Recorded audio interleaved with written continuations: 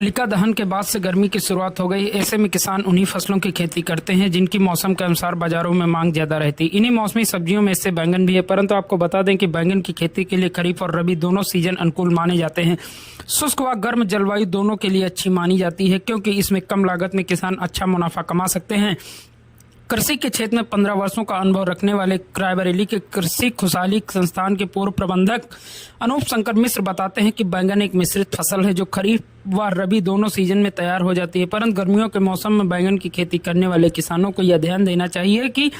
खेती की मिट्टी का पीएच मान 6 से 7 होना चाहिए। इसी के साथ ही बैंगन की नर्सरी में बीज बुआई के समय पर्याप्त मात्रा में ऑर्गेनिक खाद का उपयोग करना चाहिए तथा खेत में जल निकासी के साथ ही बलुई दोमट मिट्टी हो, इस खेती के लिए बेहद उपयोगी होती है।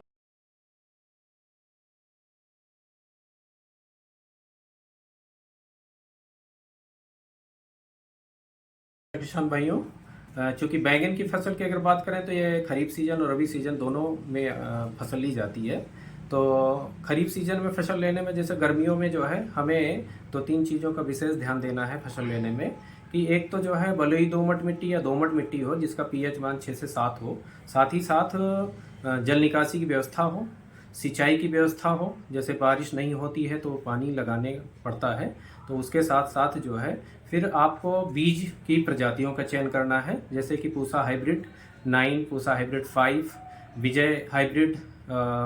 तो ऐसी जैसे वीएनआर की आती है नवीना वैरायटी जो लंबे बैंगन में होती है, या एडवांटा कंपनी का आता है निशांत बैंगन गोल जो बल्ब आकार में, खासकर शादी ब्याह में जो है उसको तवा में यूज करते हैं। तो हमारे किसान भाई ऐसी प्रजातियों को लगाकर अच्छा उत्पादन प्राप्त कर जो है अच्छा मुनाफा कमा सकते हैं। साथ ही साथ जैसे आप खेत की तैयारी कर रहे हैं तो उस समय अगर गोबर की पांस उपलब्ध है या